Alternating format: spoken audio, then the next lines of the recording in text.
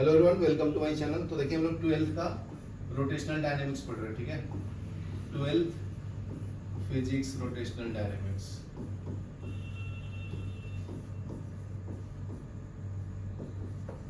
Rotational dynamics,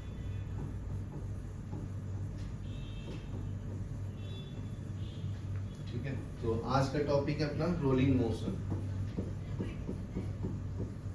rolling motion, ठीक है।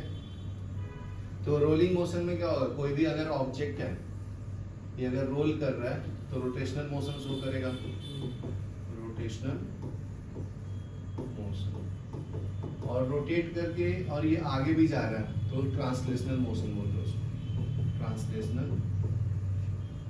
Motion, यहाँ तक क्लियर है। तो अभी देखो, तो अगर मैं दोनों का टोटल एनर्जी कैलकुलेट करना चाहता हूं तो क्या आएगा, total kinetic energy is equal to rotational kinetic energy और ट्रांसलेशनल काइनेटिक एनर्जी आएगा ना। Rotational kinetic energy plus translational kinetic energy आएगा। ट्रांसलेशनल काइनेटिक एनर्जी, यहाँ पे क्लियर है। तो टोटल काइनेटिक एनर्जी को मैं ई से रिप्रेजेंट करता हूँ। रोटेशनल काइनेटिक एनर्जी पिछले क्लास में बताया था, फॉर्मूला 1/2 आई ओमेगा स्क्वायर होता है, बराबर ना। और translational kinetic energy 1/2 mv square होता है। यहाँ तक क्लियर है। तो दोनों को ऐड करेंगे तो टोटल एनर्जी मिलेगा। बस इसको अभी अलग अलग फॉर्म में लिखना, आंसर यही है, बस अलग अलग फॉर्म में लिखते लो। तो मैं भी लिख देता हूँ। तो आई तुम्हारा मोमेंट ऑफ इनर्शिया है ना। आई क्या है, moment of inertia. Moment of inertia का फॉर्मूला क्या है, mk², बराबर है, ठीक है। और देखो बताया था v = r क्रॉस ओमेगा है, सबको सेम फॉर्म में लिखना है। तो ओमेगा को क्या लिख सकता हूँ मैं, v/r लिख सकता हूँ, इसको स्क्वायर करूंगा, ओमेगा स्क्वायर = v²/r²। तो ये दोनों का वैल्यू यहाँ पे डाल दो, ठीक है। तो ये चेंज होके क्या मिल जाएगा आपको, v = 1/2, i की जगह पे क्या डालना है, mk², मतलब डिस्टेंस जो है उसको k के फॉर्म में लिखा, ठीक है। और ओमेगा के जगह पे क्या लिखना है, v²/r²,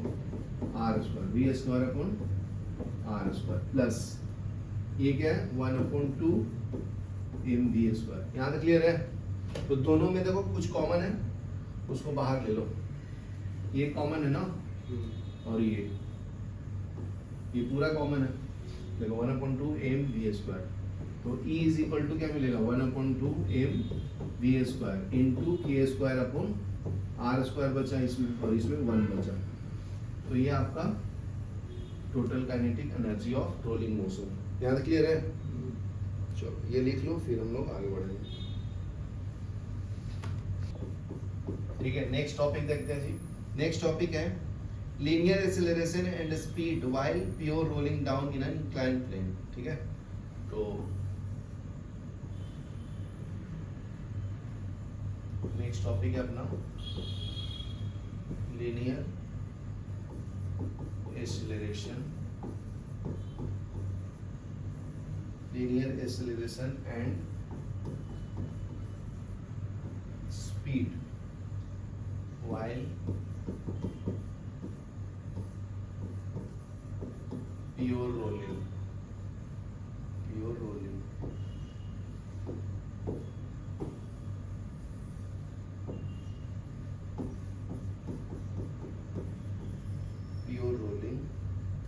down and inclined plane,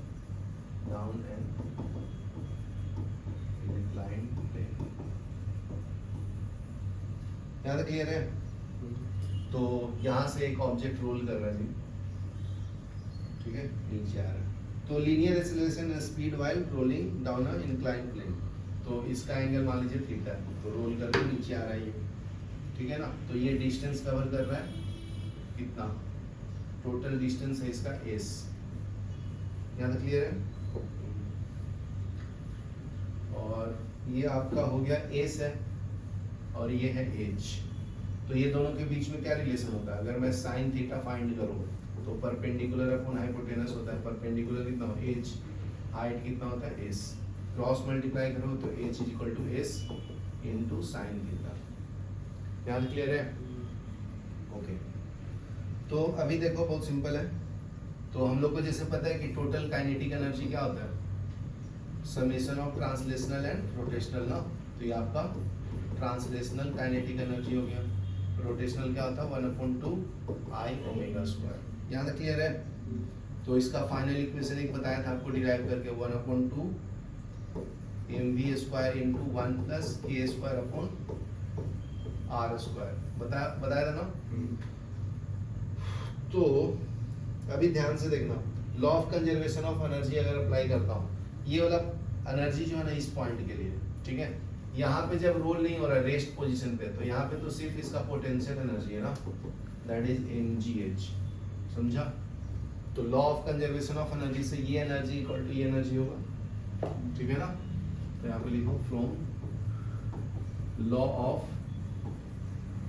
conservation of energy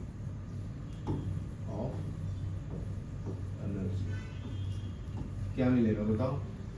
तो initial kinetic energy is equal to final kinetic energy, ये मिलेगा ना। ठीक है, तो इनिशियल काइनेटिक एनर्जी तुम्हारा क्या है? mgh है। फाइनल काइनेटिक एनर्जी ये दोनों है, 1/2 mv square into 1 plus k square upon r square. यहाँ क्लियर है? तो इक्वल कर लो, m का वैल्यू तो सेम है ना, छोटा वैल्यू का दोनों का सेम है, तो m कैंसिल कर देता हूँ। सिर्फ अपने को v चाहिए, तो ये gh 2 इधर मल्टीप्लाई कर लो और ये नीचे पूरा डिवाइड कर जाएगा क्या, 1 plus k square upon r square is equal to v square. ये समझा? तो v चाहिए वेलोसिटी, कौन से वेलोसिटी से नीचे आ रहा है, तो क्या होगा 2gh divided by 1 plus k square upon r square. ये समझा? ठीक है ना। तो ये मैं डिराइव कर दिया। चलो अभी नेक्स्ट पॉइंट देखते हैं।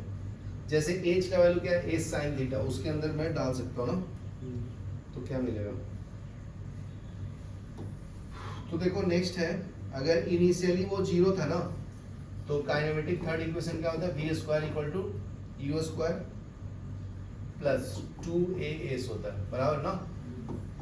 9-10 में पढ़े थे ना काइनेमेटिक्स।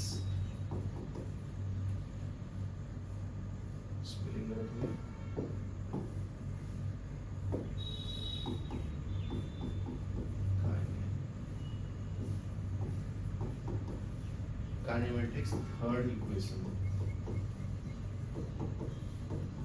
ठीक है, काइनेमेटिक थर्ड इक्वेशन है ये। ठीक है, तो अगर मैं 2as को इधर रखता हूं तो u को इधर लूंगा तो क्या आएगा, v square minus u square, बराबर है।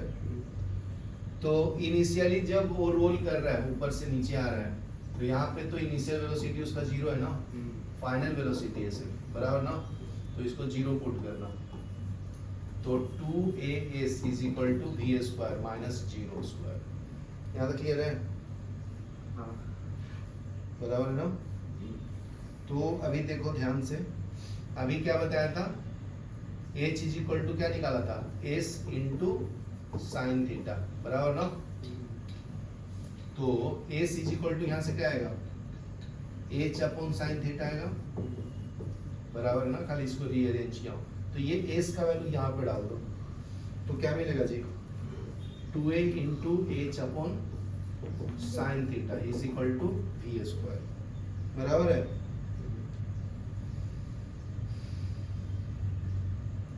और v स्क्वायर इक्वल टू क्या आया था, उस इक्वेशन से ये 2a h upon sine theta आया। v स्क्वायर इक्वल टू क्या आया था, 2gh divided by 1 plus k square upon r square, बराबर ना। तो अगर मुझे एक्सेलरेशन निकालना है, तो उसका एक्सेलरेशन क्या होगा जब यहाँ पे रीच करेगा, ये वाला ये तो एक्सेलरेशन ड्यू टू ग्रेविटी है ना, एक्सेलरेशन ड्यू टू ग्रेविटी बराबर है। तो मुझे क्या कैलकुलेट करना है, ए, तो ए को इधर रखो, बाकी को उधर भेज दो। ये 2 से 2 कैंसिल हो रहा है, ठीक है ना, ये h से h कैंसिल हो रहा है, तो a इज इक्वल टू क्या मिलेगा, ये इधर चला जाएगा साइन थीटा अपॉन, और g भी रहेगा ना, g, a equal to g sine theta upon 1 plus k square upon r square, ठीक है, यहाँ तक क्लियर है। नेक्स्ट इसमें क्या केस लिख सकता हूँ मैं, for pure sliding without friction the acceleration is g sin theta, ठीक है, फाइनल वेलोसिटी इज √2gh, तो ये पॉइंट लिख लो, for pure sliding without friction, इसमें हम लोग फ्रिक्शन ही कंसीडर किया ना, समझा ना, without friction acceleration is g sin theta, ठीक है, and final velocity is √2gh, ठीक है। दूसरा पॉइंट क्या है, during pure rolling the factor is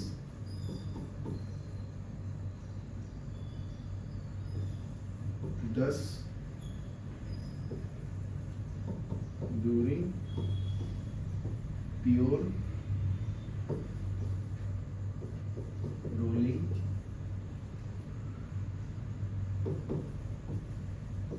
factor is 1 plus k square upon r square is effective for both the expression।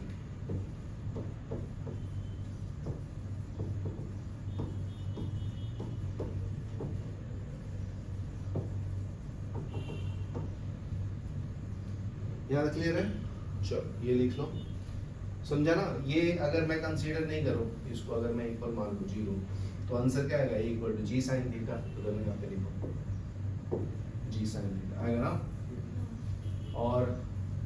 और velocity जो था अंदर, वेलोसिटी क्या था 2gh अपॉन a, तो इसको अगर मैं नेगलेक्ट कर दूँ तो 2gh ही आएगा ना सिर्फ, तो इसलिए 2gh लिखो, समझा गया।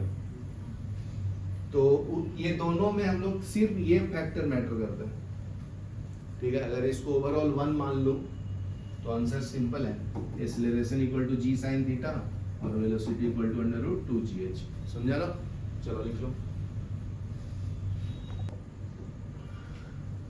ठीक है। नेक्स्ट पॉइंट देखो, नेक्स्ट पॉइंट में क्या बोलता है कि देखो ये रिमार्क करके लिखा है, for rolling object if the expression for moment of inertia is n r square, then the numerical factor n gives the value for the object, ठीक है। अगर n फैक्टर को कंसीडर करूंगा, I जो है ना आपका मोमेंट ऑफ इनर्शिया, ठीक है, तो इसका फॉर्म क्या आ जाएगा, अगर n फैक्टर को कंसीडर करता हूं तो ये हो जाएगा n m r स्क्वायर, ठीक है, एंड न्यूमेरिकल फैक्टर को भी ऑब्जेक्ट करेगा।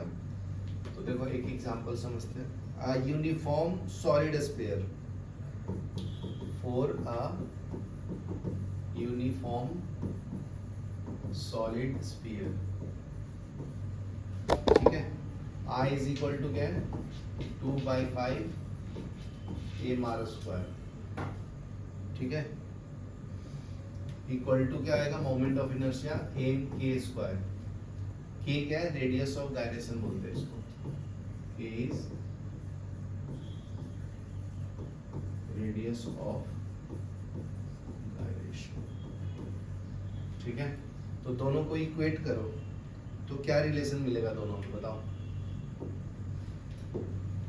m से m कैंसिल हो जाएगा, बराबर ना। तो मुझे k square upon r square चाहिए, तो k इधर है, r स्क्वायर नीचे लूंगा, तो आंसर क्या आएगा 2/5 ना, ठीक है। तो ये दोनों के बीच में रिलेशन, ठीक है, फॉर सॉलिड।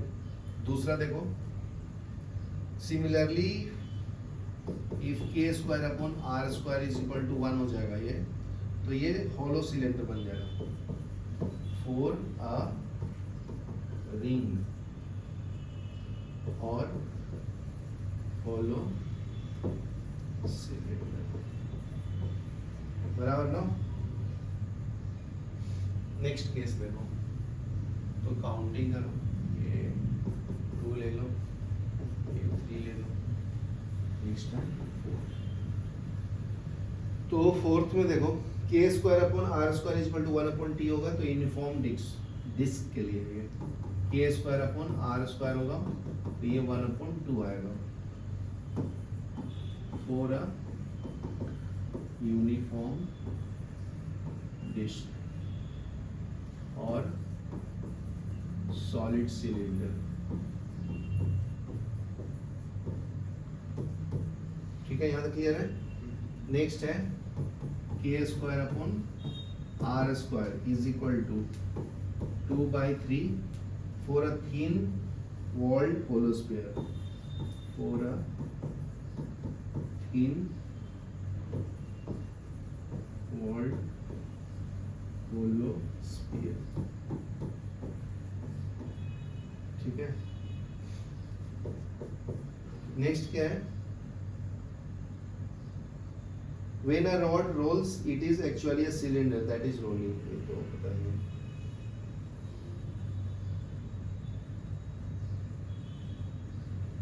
तो ये रेशियो दिया है। नेक्स्ट टॉपिक देखो, while rolling ratio of translational kinetic energy is equal to, ठीक है, ये ट्रांसलेशनल काइनेटिक एनर्जी मतलब सिर्फ लीनियर काइनेटिक एनर्जी लिया, ठीक है। और अगर मैं दोनों को कंसीडर करूं विद द रोटेशनल, तो ये क्या मिलेगा, फिर लिखो रोटेशनल काइनेटिक एनर्जी, फिर इसका रेशियो एक और लेता हूं किसके साथ, टोटल काइनेटिक एनर्जी के साथ। ठीक है, तो देखो ट्रांसलेशनल का क्या होगा जी, 1 आएगा रेशियो, और रोटेशनल का क्या आएगा, के स्क्वायर अपॉन आर स्क्वायर, और टोटल का क्या आता है 1 प्लस के स्क्वायर अपॉन आर स्क्वायर। ठीक है ना, तो यहाँ पे 3 चीज का रेशियो लियो, यहाँ तक क्लियर है। नेक्स्ट देखो, नेक्स्ट केस है कितना नंबर, 5th आया, 6th। तो नेक्स्ट है for hollow sphere, for hollow sphere K square upon are square is equal to 2/3। ठीक है ना, तो 10 for a rolling hollow sphere, 10 for a rolling hollow sphere.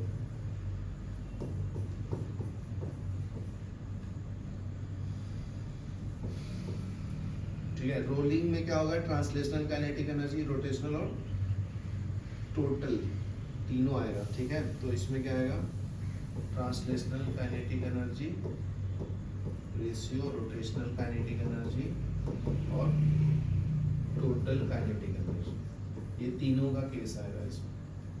ठीक है, तो ट्रांसलेशनल का क्या होगा 1, रोटेशनल का क्या होगा 2/3, थर्ड में क्या आएगा 1 + 2/3। ठीक है ना, तीनों को डिवाइड कर दिया होगा, समझा, के अपॉन आर स्क्वायर का वैल्यू 2/3 है ना यहाँ पे, तो ये तुम्हारा आंसर है। तो अगर एलसीएम लोगे तो क्या मिलेगा, 1:2/3, इसका रेशियो एलसीएम लोगे तो 3 + 2 कितना होता है 5, ये समझा। अभी इसको भी 3 से करना पड़ेगा ना, एलसीएम लेना पड़ेगा, तो ये हो जाएगा 3, समझा, 3/3 1 होता है ना। तो आंसर क्या आएगा, 3:2:5, ये समझा, 3 कैंसिल कर दिया ना, फिर यहाँ तक क्लियर है। ओके, अभी नेक्स्ट देखो, जो हम लोग ट्रांसलेशनल मोशन पढ़ते हैं और रोटेशनल मोशन पढ़ते हैं, तो उसमें इक्वेशन में क्या फर्क होता है। तो ये आपका इक्वेशन ऑफ ट्रांसलेशनल मोशन है। और यहाँ पे क्या लिखता हूँ, equation for rotational motion, equation for rotational motion. यहाँ तक क्लियर है? ओके, तो फर्स्ट इक्वेशन क्या आएगा, velocity of average equal to क्या आएगा, u प्लस वी बाई 2। ठीक है, तो उसी तरह से मैं, ये लीनियर वेलोसिटी है ना, एंगुलर वेलोसिटी को अगर एवरेज निकालना है तो वो क्या आएगा, omega naught plus omega divided by 2। ये समझा? समझा क्या? दूसरा देखो, acceleration equal to a equal to क्या है, डीवी बाई dt। तो ये final velocity minus initial divided by time t आता है। ठीक है ना?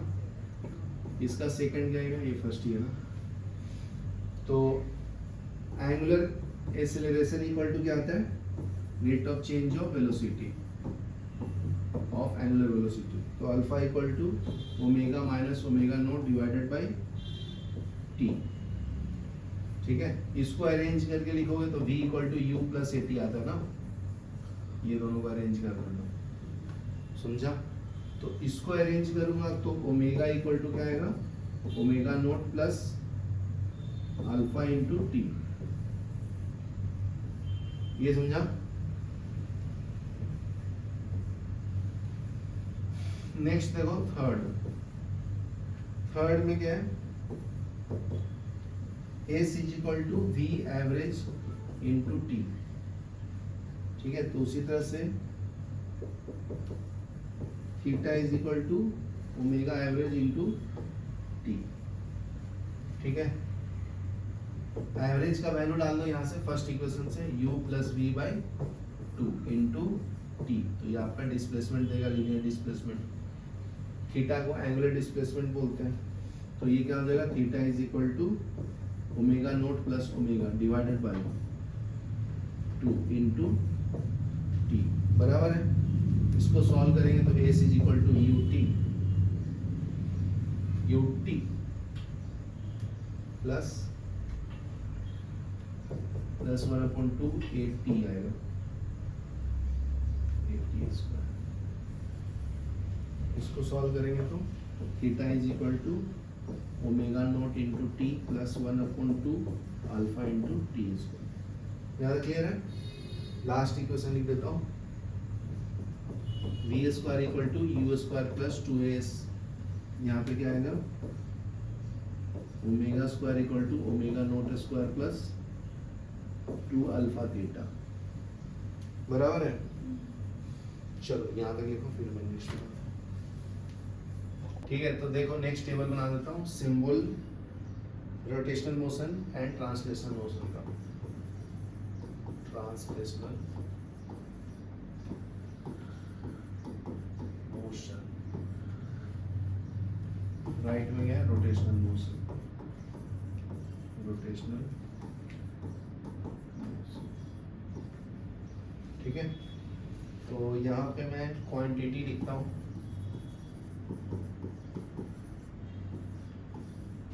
और राइट में लिखता हूँ सिंबल। ठीक है, तो फर्स्ट है आपका लीनियर डिस्प्लेसमेंट, लीनियर डिस्प्लेसमेंट। तो लीनियर डिस्प्लेसमेंट को हम लोग सिंबल फॉर्म में एस से रिप्रेजेंट करते हैं, बराबर है। और रोटेशनल मोशन में देखो,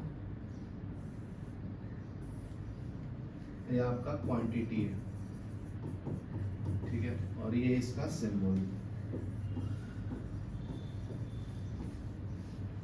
और ये इंटर रिलेशन पॉसिबिलिटी है।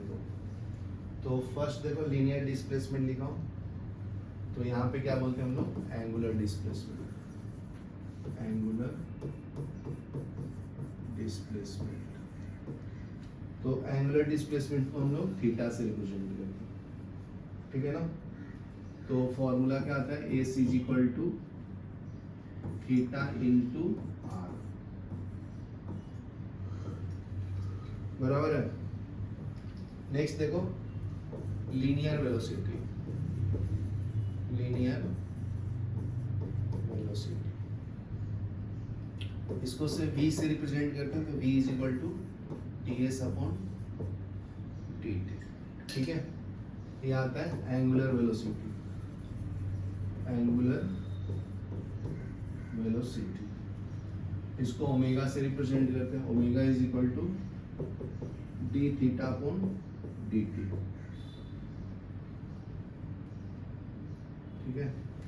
और यहाँ पे आता है v equal to omega into r. यहाँ क्लियर है।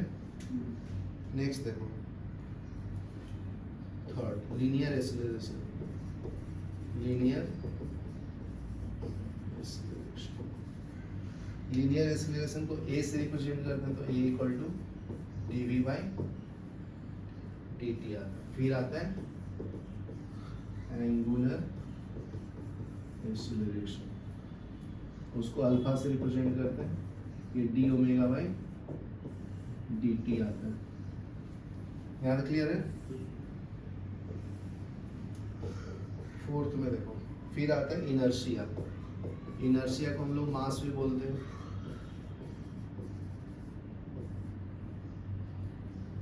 एम से रिप्रेजेंट करते हैं, ठीक है। रोटेशनल मोशन या rotational inertia, moment of inertia को आई बोलते हैं। रोटेशनल इनर्शिया और मोमेंट ऑफ इनर्शिया, इसका वैल्यू क्या है आई। तो आई क्या हो जाएगा जी, integration R square into D, इसको समेशन भी लिखते हैं, इंटीग्रेशन का मतलब समेशन होता है ना, m i r i square, ठीक है। नेक्स्ट है लीनियर मोमेंटम, लीनियर मोमेंटम, ठीक है। P equal to m into v आएगा, ठीक है। एंगुलर मोमेंटम क्या होता है, एंगुलर मोमेंटम एल से रिप्रेजेंट करते हैं, L equal to I into omega, बराबर ना। नेक्स्ट देखो, नेक्स्ट आता है फोर्स, फोर्स को एफ से रिप्रेजेंट करता है, ये होता है rate of change of momentum, बराबर है। यहाँ पे आता है टॉर्क, फोर्स को यहाँ पे रोटेशनल मोशन में टॉर्क बोलते हैं, टाउ इज इक्वल टू क्या आता है, dl अपॉन dt, बराबर ना। नेक्स्ट आता है वर्क, वर्क क्या होता है, w equal to F dot S, बराबर ना। तो यहाँ पे वर्क को हम लोग टॉर्क इनटू एंगुलर डिस्प्लेसमेंट लिखते हैं, ठीक है। सिंपल है ना, एफ को टाउ से रिप्रेजेंट करना है, लीनियर को एंगुलर से रिप्रेजेंट करना, सिंपल है, कन्वर्ट करना। पावर क्या होता है, rate of doing work is called power, तो ये होता है फोर्स इंटू वी भी होता है। तो यहाँ पे पावर को क्या लिखेंगे, rate of change of work by dt, तो ये क्या आएगा, टाउ इनटू एंगुलर वेलोसिटी। यहाँ तक क्लियर है, यहाँ तक लिख लो, फिर मैं अलग अलग ऑब्जेक्ट का मोमेंट ऑफ इनर्शिया, ठीक है। तो देखो अभी मैं moment of inertia for different objects बताता हूँ। तो लेफ्ट में मैं ऑब्जेक्ट लिखता हूँ, कौन से टाइप का ऑब्जेक्ट रहेगा, ठीक है। ऑब्जेक्ट के बाद आएगा उसका एक्सिस ऑफ रोटेशन, कौन से पॉइंट से रोटेट कर रहा हूँ। फिर आएगा उसका expression for moment of inertia, expression for moment of inertia I, ठीक है। फिर आता है उसका फिगर, डायग्राम बना देता हूँ, ठीक है, तो फर्स्ट देखो, फर्स्ट क्या है, थिन रिंग और होलो सिलेंडर, थिन रिंग और होलो सिलेंडर, ठीक है। तो इसका एक्सिस ऑफ रोटेशन में सेंट्रल पॉइंट पे लेता हूं, सेंट्रल, ठीक है। तो I इक्वल टू क्या आएगा, एम आर स्क्वायर, ठीक है। तो ये आपका रिंग का स्ट्रक्चर है, हॉलो सिलेंडर बनाना है ना, तो हॉलो सिलेंडर बना लो, सर्कुलर फॉर्म में बना लो, फिर इसके नीचे सिलेंडर फॉर्म में लिखना चाहिए, ये सिलेंडर बन गया ना, ठीक है।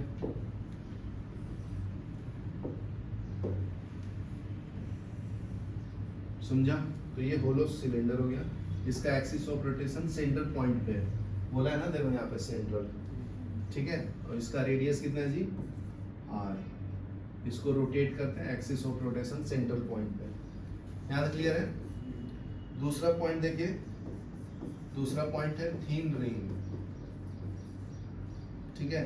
तो इसको रोटेट कहाँ पे करूंगा मैं, डायमीटर के अक्रॉस, ठीक है। तो इसका मोमेंट ऑफ इनर्शिया क्या आएगा, 1/2 एम आर स्क्वायर। तो रिंग तुम्हें ऐसा दिखेगा ना, इसका अगर मैं डायग्राम बनाऊं, तो आपका रिंग ऐसे है, ठीक है। तो ये इसका डायमीटर है, ये वाला पॉइंट, तो इसके अक्रॉस इसको रोटेट कर रहा हूँ विथ ओमेगा, रेडियस कितना है, r। थर्ड पॉइंट क्या है, एंगुलर रिंग, थर्ड पॉइंट क्या है, एंगुलर रिंग और thick walled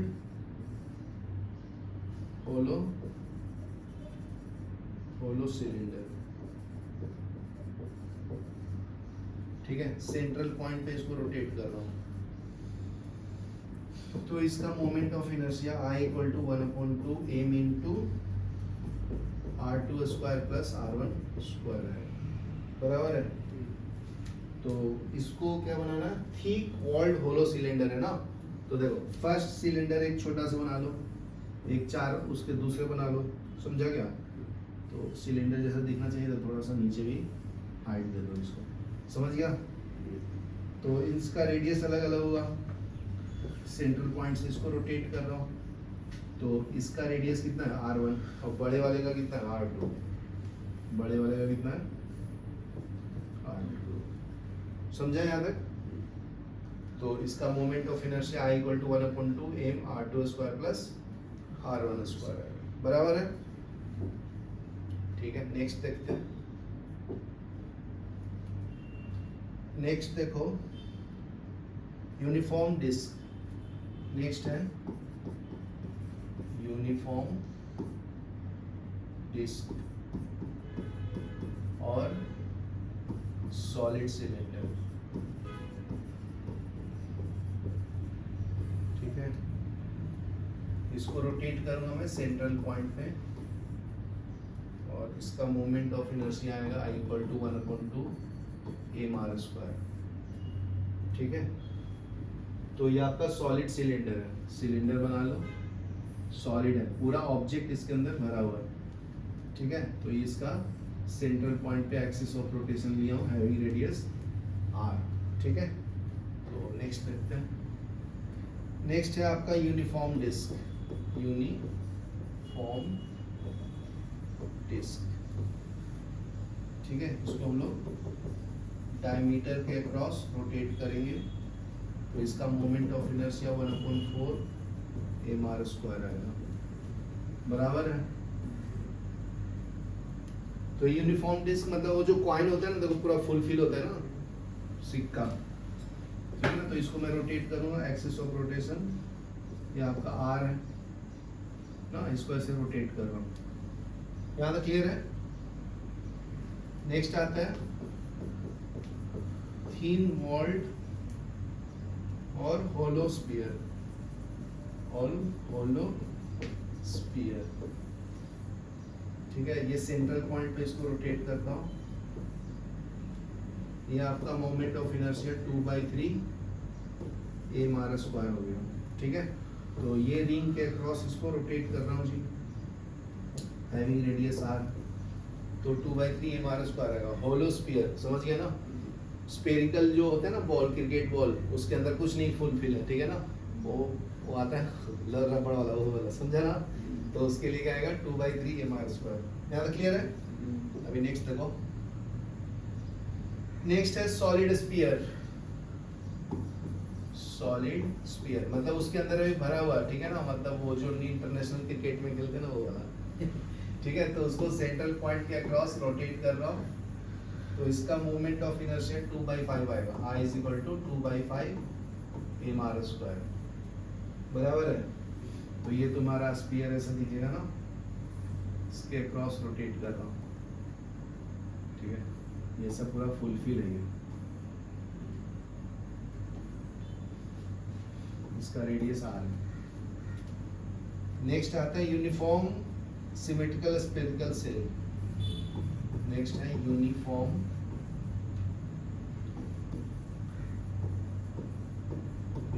symmetric spherical shell.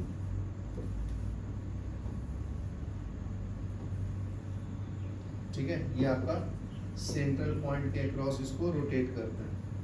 I = 2/5 r2⁵ minus r1⁵ divided by r2⁵ minus r1⁵। तो इसका डायग्राम देखो, बना देता हूँ। ये आपका क्या है, सिमेट्रिकल स्फेरिकल सेल, यूनिफॉर्म है ना, ठीक है। तो इसका रेडियस r1 है, इसका रेडियस r2 है, तो ये आपका एक्सिस ऑफ रोटेशन है इसका, ठीक है। नेक्स्ट है thin uniform rod. Thin uniform rod और रेक्टेंगुलर प्लेन, ठीक है। तो इसमें क्या आएगा, perpendicular to length and passing through centre,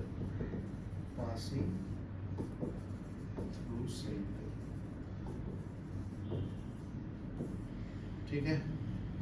तो इसका फॉर्मूला I = 1/12 ml स्क्वायर आएगा, ठीक है। तो ये आप रॉड बना लो, हैविंग लेंथ L, सेंटर से पास करेगा तो लेंथ 1/2 हो जाएगा ना। यहाँ तक क्लियर है। नेक्स्ट पॉइंट देखो, नेक्स्ट जो है thin rod and rectangular plate ही है, लेकिन इसको एक पॉइंट से रोटेट करेंगे। थिन यूनिफॉर्म रॉड और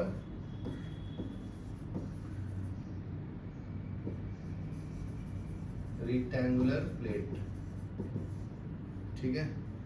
यहाँ पर आएगा परपेंडिकुलर टू लेंथ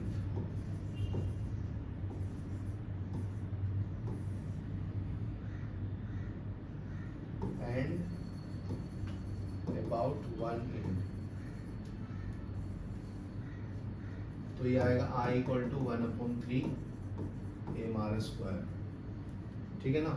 तो ये रॉड बना लो, इसके अक्रॉस इसको रोटेट कर लो, ठीक है। लेंथ क्या है अपने को L, याद क्लियर है। नेक्स्ट आएगा यूनिफॉर्म प्लेट और रेक्टेंगुलर पैरेलल,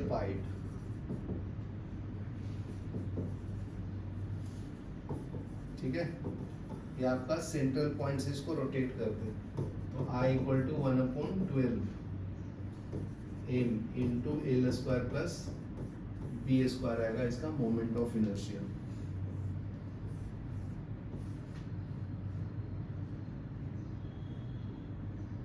याद क्लियर है।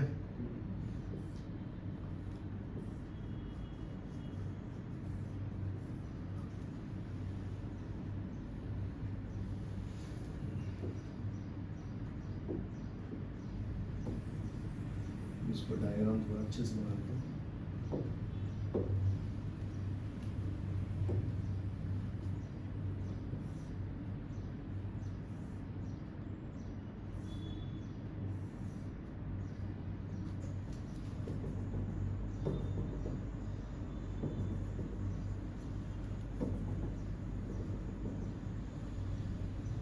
ठीक है, ये आपका एल हो गया, ये आपका बी हो गया, इसका एक्सिस ऑफ रोटेशन हो गया।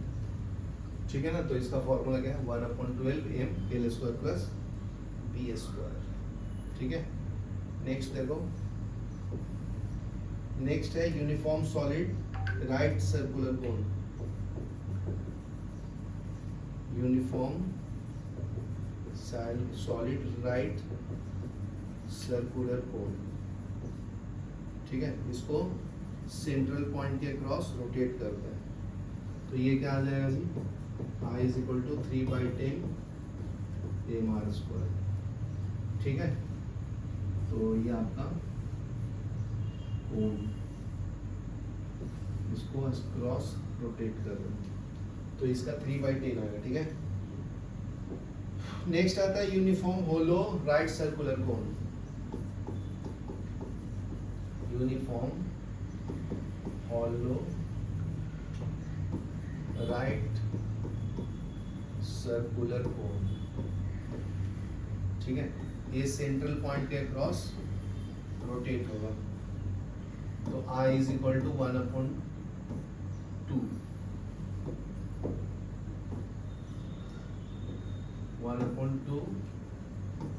mr स्क्वायर होगा। ठीक है,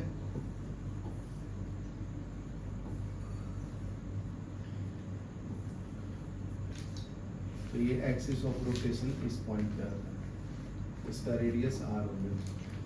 चलो यहाँ तक लिखो, फिर आगे बढ़ते हैं।